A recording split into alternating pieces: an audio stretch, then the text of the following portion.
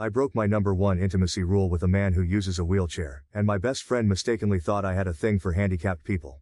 Obviously throwaway, I don't need anyone here seeing my regular account. Also, I'm in the US and English is my first language. Any discrepancies are because I suck at typing on my phone. So, for the, give me the bare bones, I don't have all day to hear this shit. Crew. My top rule since high school has been no S before the third date. I recently broke that rule with a guy who uses a wheelchair, and now my childhood best friend is upset and disgusted, thinking I have some sort of fetish. I'm a 28-year-old woman who has always had a clear stance on relationships and intimacy. My childhood best friend Jess, who is also 28, has known me since we were kids.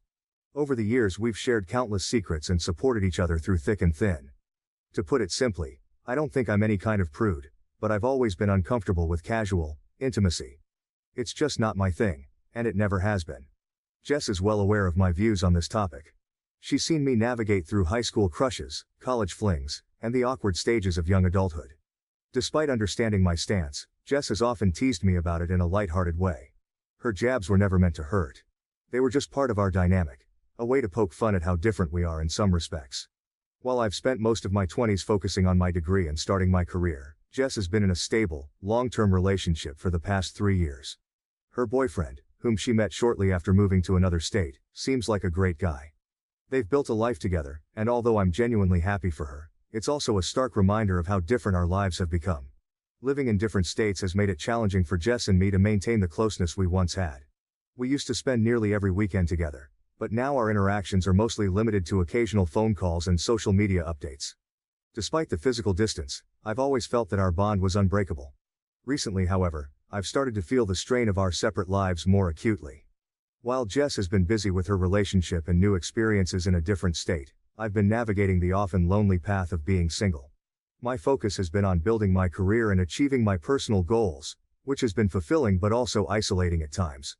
About a month ago, I went on a first date with a guy I'd been talking to online for a while. We had exchanged messages, shared a few laughs, and I genuinely thought things might be heading in a positive direction. We finally decided to meet up in person, and I was cautiously optimistic. However, once we were face to face, things felt off. There was an unexplainable weird vibe that I just couldn't shake. His conversation felt forced, his jokes fell flat, and there was an underlying discomfort that made me feel uneasy. After about an hour of strained small talk and awkward silences, I decided to cut the date short. I made a polite excuse and left, feeling a bit disappointed but also relieved to be out of that situation. On my way home, I decided I needed to unwind and shake off the awkwardness of the evening. I remembered a local pub that I used to frequent, a cozy spot where I could just relax and people watch. It was a Friday night, so I expected it to be busy, but I figured it would be worth a shot. When I arrived, the place was indeed packed. The bar area was crowded with groups of friends and couples enjoying their night out, and there wasn't a single seat available. Determined not to let the night end on a sour note, I grabbed a drink and started looking for a place to sit. Most of the restaurant side of the pub was taken up by a lively birthday party, with balloons, laughter, and the occasional off-key singing. Amidst the bustling crowd, I noticed a small table off to the side. There was only one seat open, and a guy was sitting there, engrossed in a book. He seemed completely absorbed in his reading, oblivious to the noisy celebration around him. I hesitated for a moment, considering my options. I'm a social person by nature, and the idea of sitting alone didn't appeal to me. Taking a deep breath, I decided to go for it. What's the worst that could happen? He might say no, and I'd have to keep looking. No big deal. I approached the table with a friendly smile, and asked if I could sit there for a bit, promising that he wouldn't even have to talk to me if he didn't want to. To my surprise, he looked up from his book with an enthusiastic smile and said, "Sure." As I settled into the seat, I got a better look at him. Up close, he was strikingly handsome, the kind of guy who seemed effortlessly attractive. I felt a flutter of nerves but quickly pushed it aside. I sipped my drink in silence, feeling a bit self-conscious but also intrigued by my unexpected company. After a few minutes, he glanced up from his book and said, "I don't mind talking, if you want to." His voice was warm and inviting, and I couldn't help but feel a bit relieved. We started chatting, and it turned out his name was Mike. He was 29, had just finished his master's degree in computer learning, and was living on his own for the first time. He explained that he often came to the pub after work because he lived nearby and wasn't used to the quiet of his new place after growing up with a large family, half-dozen siblings. We talked for a good 2 hours, diving deep into various topics, and finding common ground on almost everything. From our views on dating to our favorite hobbies and tastes, it felt like we had a near total eclipse of a Venn diagram on this stuff. Our conversation was effortless and engaging, a rare connection that seemed to spark from the very beginning. Mike shared that he had basically given up on dating, which I found surprising given how well we were getting along. I couldn't help but blurt out, "I don't know why you'd give up on dating. This is the closest thing I've had to a good date in forever." It was my way of shooting my shot, albeit indirectly, but it felt right in the moment. He gave me a kind of odd look, one that I couldn't quite decipher. Then he said, "Tell you what, I have to go to the bathroom, but when I come back, I'll ask you out for real." It struck me as a bit weird, but I nodded, curious about what would happen next. As he moved to leave, it all clicked. Instead of standing up to walk away, he rolled back in his wheelchair. It hit me then that he wanted to give me a chance to back out without making things awkward. The realization made my heart swell. How considerate and thoughtful could this guy be? When he returned and saw that I was still there, his face broke into a wide, delighted grin. It was the kind of smile that could light up a room, and I felt a rush of warmth. I was so eager to reassure him that I practically tripped over my words, saying something along the lines of, "So, I'm free all weekend. What did you have in mind?" His grin grew even wider, and we began planning our next date right then and there. Another hour later, we found ourselves making plans for Saturday. Our conversation had flowed so smoothly, and the connection between us was undeniable. At some point, Mike opened up about his condition, explaining that he has a neuromuscular disorder. He mentioned the name of the disorder, but it was a bit too technical for me to remember accurately. My degree isn't in STEM after all. Essentially, his legs work, but the signals from his brain get misinterpreted, causing a lack of balance and coordination that prevents him from walking or standing. As we continued talking, the atmosphere in the pub began to shift. The younger, rowdier crowd started to take over, and the noise level increased significantly. It was getting harder to hear each other over the music and chatter, and the intimate vibe of our conversation was being drowned out. Noticing this, Mike leaned in and asked, "Would you like to go back to my place for coffee and continue our conversation there?" His tone was casual, but there was an underlying sincerity that made me feel completely at ease.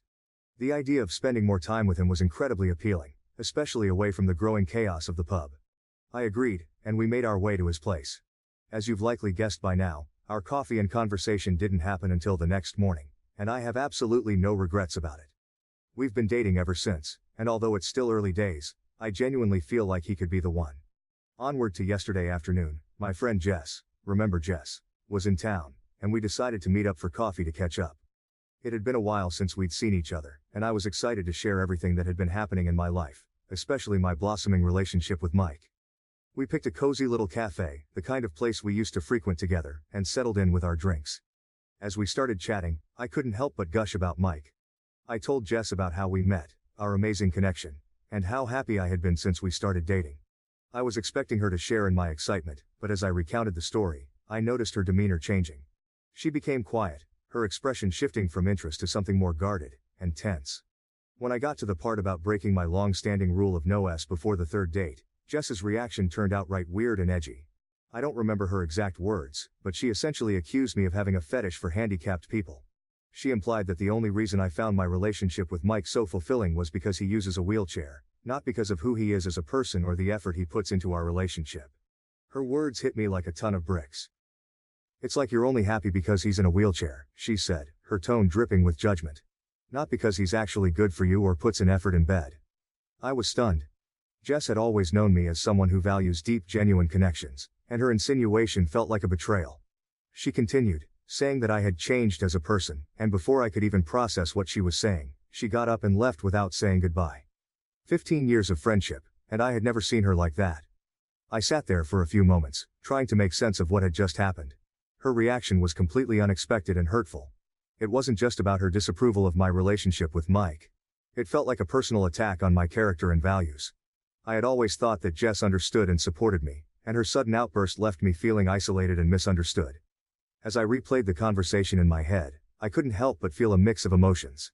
I was hurt by her words, confused by her reaction, and worried about what this meant for our friendship. Jess's reaction seemed to come out of nowhere, and I couldn't understand why she would think so negatively about my relationship with Mike. It was clear that something deeper was bothering her, but at that moment, I didn't know what it was. All I knew was that my best friend had walked out on me without even saying goodbye. 15 years of friendship and I've never seen her like that. Update. My first ever update. Yay. So I do have an update on Jess and shit finally makes perfect sense. And I have a slightly NSFW but funny story about Mike, because this guy is just the best, y'all. After a restless night of turning over the conversation with Jess in my mind, I knew I had to address the situation. I couldn't let 15 years of friendship dissolve without at least trying to understand what had caused her to lash out so harshly. So, I finally mustered the courage to message her yesterday. "I'm still hurt by what you said," I began. "But after 15 years of friendship, I'd never forgive myself if I didn't at least ask why you snapped at me like that." To my surprise, Jess replied almost immediately. Her response was filled with regret and an urgency that I hadn't expected. "I'm so sorry," she wrote. "I didn't mean any of that. Can we have a do-over on lunch?" Despite my lingering hurt, I agreed to meet her cautiously. We arranged to meet at a cafe we both loved, a place that held many fond memories from our shared past. The next day, I arrived a bit early, nerves jangling as I waited for Jess to show up. I kept replaying our last conversation in my mind, bracing myself for what she might say. When she finally walked in, she looked just as anxious as I felt. We exchanged awkward smiles and a brief hug before sitting down. Jess was the first to speak, her voice shaky but earnest. "I really am sorry about the other day," she began. "I was completely out of line, and I need to explain what's been going on with me." Let us pause for a moment. Turns out that those of you who said she was jealous, and that she might struggle with something, and especially the person who said something might be going on in her relationship. That's right there. Yeah. All hit a bullseye. Jess revealed that she was in town because she was job hunting.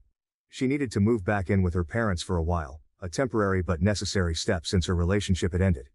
As she began to open up about the breakup, the weight of her recent struggles became evident. Her relationship, which had once seemed so promising, had been slowly deteriorating due to a myriad of small issues that had gradually piled up. But the biggest issue, the one that ultimately broke the relationship, was their intimate life. Jess explained that her boyfriend had never been particularly attentive or skilled in that area, but recently, things had gotten significantly worse. She described how he made no effort whatsoever to ensure that she enjoyed their intimate moments. What was once an occasional disappointment had turned into a constant source of frustration and sadness. Instead of feeling close and connected, Jess often felt neglected and unsatisfied. This neglect extended beyond their physical relationship, affecting their emotional bond as well. Despite her growing discontent, Jess tried to address the issue constructively. She approached her boyfriend with honesty, expressing her feelings and suggesting ways they could improve their intimate life. She hoped that open communication could bridge the gap and bring them closer together. However, her attempts to improve their situation were met with resistance and hostility. Her boyfriend reacted defensively, dismissing her suggestions and feelings. He told her that it was emasculating to receive intimate advice from a woman. This response not only hurt Jess but also left her feeling hopeless. How could they work through their issues if he wasn't even willing to listen? The situation continued to escalate. Every time Jess tried to discuss their problems, her boyfriend's defensiveness grew. He started to get angry when she wasn't in the mood, completely ignoring the fact that his lack of effort was the reason behind her reluctance. Instead of understanding and working together to find a solution, he chose to blame her for the growing distance between them. The final straw came when, during yet another heated argument about their intimate life, her boyfriend suggested something that left her feeling deeply hurt and disrespected. He had always had a thing for Asian women, a preference Jess was aware of but had never felt comfortable with. In a misguided attempt to spice things up, he asked her to dress in a kimono and pretend to be Asian. This suggestion, steeped in racist fetishism, was not only offensive but also highlighted just how little he understood or respected her. Jess just couldn't take it anymore. So, Jess had all of this bottled up and was hoping to talk to me and finally be able to put it down. And I missed every hint that she had something big to discuss because I was gushing about Mike. She sat there, trying to get a word in, but I was too wrapped up in my own excitement. To her, it felt like I was just twisting the knife by bragging about how great our sleep together was. I was oblivious, going on and on about how amazing Mike was, how connected we felt, and how perfect everything seemed. She tried to be supportive, but as I kept talking, I could see her patience wearing thin. I didn't understand at the time that my joy was a painful reminder of what she was missing in her own life. Then, she snapped. Somewhere between what I was saying and what she wanted to talk about, some wires got crossed. She blurted out something incredibly dumb, accusing me of having a fetish for handicapped people. It was such a bizarre and hurtful thing to say, completely out of left field. I was stunned, unable to comprehend why she would say something like that. She didn't even wait for my reaction. She just got up and left without saying goodbye. 15 years of friendship, and she walked out on me, leaving me sitting there, bewildered and hurt. It wasn't until later that I started to piece together what had happened. She was mortified and ashamed of her outburst, but also irrationally mad at me. Not because of anything I did intentionally, but because my happiness felt like a slap in the face to her misery. Jess had hoped to talk about her breakup, to finally unload the weight she'd been carrying. Instead, she felt overshadowed by my excitement and lashed out in a moment of frustration and pain. It was a perfect storm of miscommunication and unmet needs, and it left both of us feeling isolated and misunderstood. One thing to know about Jess is that she's a terrible liar. Back in high school, we jokingly called ourselves the co-founders of the Foot and Mouth Society. Because of this, I believed her sincerity. I told her that I forgave her and apologized for not realizing she needed to discuss something important. She reassured me, saying I was too ridiculously nice and had nothing to apologize for, so I think we'll be okay. For now, I'm not ready for her and Mike to meet because I don't want to make things more awkward, and she agrees with that. But she's genuinely happy for me. Hopefully this will just be a funny story we can laugh about someday. So, on to how Mike almost killed me, lol. Last night we were talking about the Reddit post, and he gets this funny expression that I'm starting to recognize. It's the one where he's about to say something that's going to either make me laugh uncontrollably or leave me completely speechless. He leans in with a mischievous grin and goes, "How do we know you don't have a fetish if we haven't at least tried it in the chair?" I'm sitting there, staring at him in disbelief, and I can't help but laugh. "Are you serious, lol?" I ask, half expecting him to say he's joking. But he's not. Mike nods earnestly and says he's never attempted it before because, cute ears, he's never felt so comfortable with a partner before. My heart melts a little, and I'm also kind of excited by the idea. "Well," he says, still grinning, "why not give it a try?" And that's how we found ourselves in this ridiculous yet endearing situation. His wheelchair has what is essentially a parking brake, which, as it turns out, is broken. Apparently getting it fixed is a major hassle and pretty expensive, so he hasn't prioritized it. Now picture this. We're trying to get the motion of the ocean going, but with every push, the chair rolls backward. It's like some weird awkward dance, and instead of making progress, we're inching our way across the floor. We're both laughing so hard at the absurdity of it all, which only makes it more difficult to keep our balance and focus. At one point, Mike just stops and, through his laughter, says, "Maybe we need those wooden block things they use to keep small planes from rolling away. You know, like in Indiana Jones?" I lose it completely. I'm laughing so hard I can barely breathe, tears streaming down my face, and he's giggling right along with me. Finally, after what feels like an eternity of giggles and futile attempts, I manage to calm down a bit. I take a few deep breaths, trying to regain my composure, and look at him. With the straightest face he can muster, Mike says, "Golly. This sure is uncomfortable." And that's it. I'm gone. If I had asthma, I would have died right there. I laughed so hard I thought I pulled a rib, making this awful wheezing noise as I tried to catch my breath. Mike's laughing too, rubbing my back and apologizing, saying he couldn't resist. So, yeah, confirmed. No fetish here, just a couple of idiots in love with terrible comedic timing. I have no regrets though. This man is the best thing that's happened to me, and moments like these just make me love him even more. Update. Here's the Met Mike's family update. And it's a doozy, or at least felt like it at the time for a girl who grew up with a small dysfunctional family. So first up, you know what people, at least me, don't think about when dating a guy who's always sitting? Height. It's one of those things that just doesn't cross your mind. I knew Mike was taller than me because when we cuddle, he's taller sitting on the couch, but I never really grasped how tall until this weekend. So, we drive up Friday night after work, actually south and west, lol, but to my brain it's always up, in his vehicle, which is modified to be driven entirely using his hands. Neat, right? He's a really good driver too, which was reassuring. One more green flag in a sea of them. We're chatting, laughing, and I'm getting a little nervous because this is the first time I'm meeting his family. We finally get to the house, and it's huge, you guys. Like, not a mansion, but a sprawling one-floor rancher that just keeps going. Real estate was wild back in the day. I'm already feeling a bit small next to this enormous house, and then we get inside. The next thing I know, his mom comes to greet us, and I'm no slouch at 5'7", but she towers over me.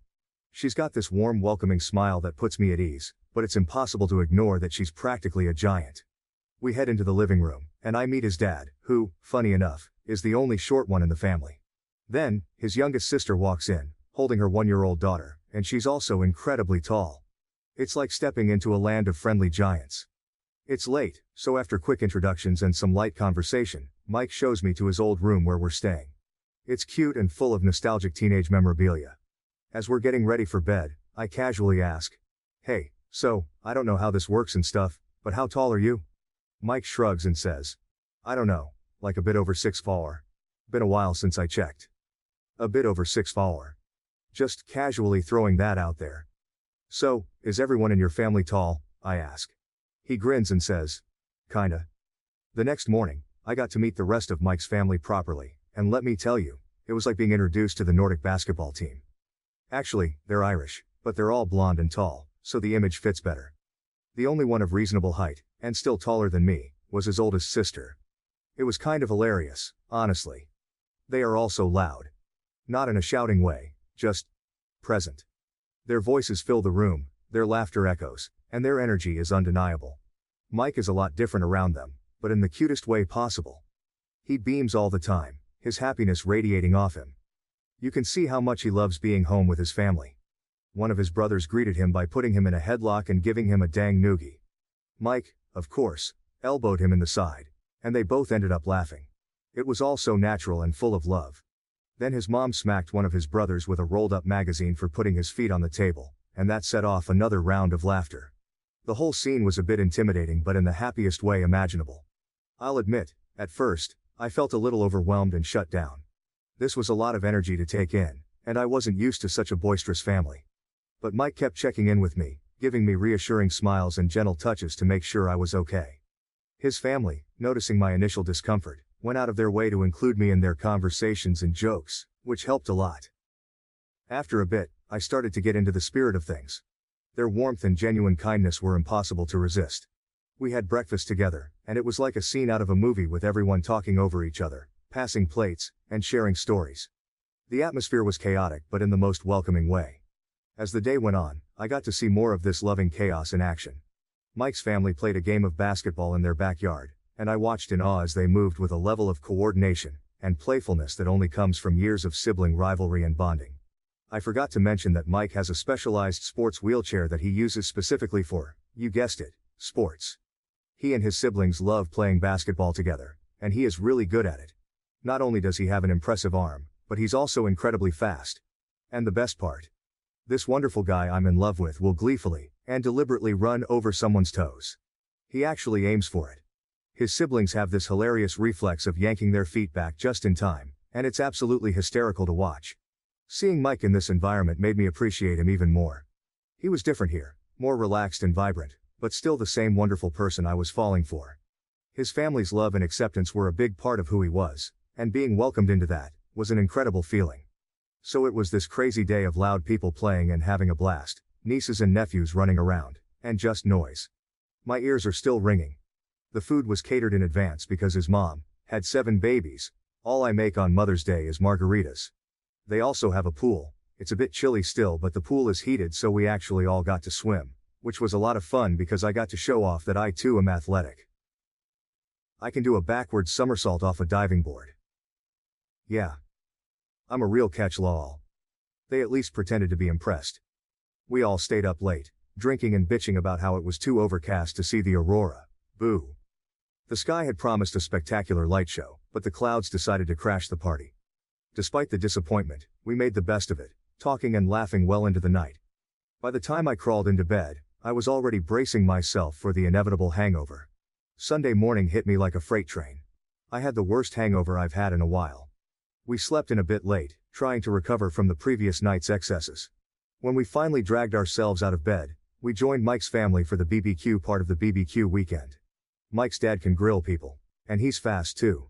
Food was coming off the grill at lightning speed, perfectly cooked and smelling divine. I was amazed at how efficiently he handled everything. I asked Mike about it, and he laughed, saying, "There were 7 of us to feed. Ever see a nest of baby birds?" He had practice. Which, fair enough. Watching his dad in action, I could totally picture a younger version of him, surrounded by hungry kids, grilling up a storm to keep everyone fed. I don't have much experience with babies, but during the BBQ, I got to hold Mike's youngest niece. She's the one living at home with his sister until her husband gets back from deployment. She was such a sweet little bundle of energy, and it was kind of heartwarming to have her in my arms. While I was holding her, Mike and I started talking lightly about kids and the future. I confessed to him that I never really put much thought into having kids. But seeing how happy and close-knit his family is made me reconsider. I told him, if they were going to grow up in a happy home like yours and not how I grew up, I'm pretty sure I'd be open to having them with you someday. I added, but later. I need you all to myself for a while first. Mike's face lit up, and he seemed really happy about that. His joy was contagious, and I felt all warm and fuzzy inside. It made me feel all goofy and happy too. I'm sappy, I know. But honestly, I wouldn't trade these moments for anything. We had to drive home Sunday night, but before we left, Mike's mom pulled me into a big, warm hug. She told me she had never seen her son so happy and thanked me for taking such good care of her baby. It was one of those moments that felt both heartwarming and a bit overwhelming. Then she asked if we'd be back for the 4th of July or if we had plans with my family. I tried to play it cool, but my response was a bit awkward. No, we'll be here if you don't mind. I don't see them much. I think she picked up on the underlying story there because she just hugged the shit out of me. Vikings, all of them, I swear, and told me she couldn't wait to see me again. As she hugged me, I felt this incredible warmth and acceptance. It was as if she understood without me having to explain anything. Her hug was so tight and reassuring, and it made me feel like I was truly part of their family. It was one of those rare moments where you feel completely seen and appreciated for who you are. Driving home, I couldn't stop thinking about the weekend. Meeting Mike's family had been an eye-opening experience. They were loud, loving, and a bit overwhelming at times, but they were also incredibly supportive and welcoming. It was clear how much they cared for each other, and being included in that circle of love was something special. As we drove through the dark, quiet roads, Mike reached over and held my hand. We didn't need to say much. The connection between us was palpable. The weekend had brought us even closer, and I knew that no matter what the future held, we'd face it together. My ears are still ringing from all the noise and chaos, but it was an absolute blast and I can't wait to see them again in July. Also, pretty much sure Mike is the man I'm going to marry. I literally can't think of a single reason why I would ever let him get away. Anyway. Thanks for reading. Hope you all had a lovely weekend. And those of you who got to see the aurora. I'm happy for you, but you suck. LOL. What do you think about this story? Please share your comments down below. Thank you for listening to Vibe Tales.